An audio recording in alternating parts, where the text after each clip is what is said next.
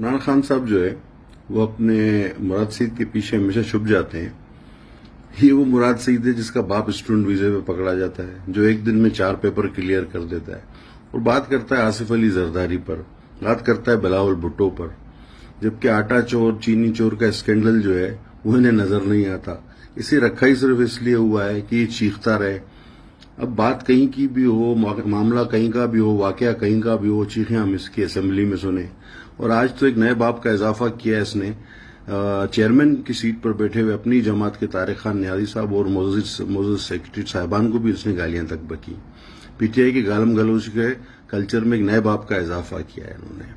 تو ایک ہی بیان ہے ان کے پاس، ایک ہی بات ہے اور وہی دہراتے رہتے ہیں۔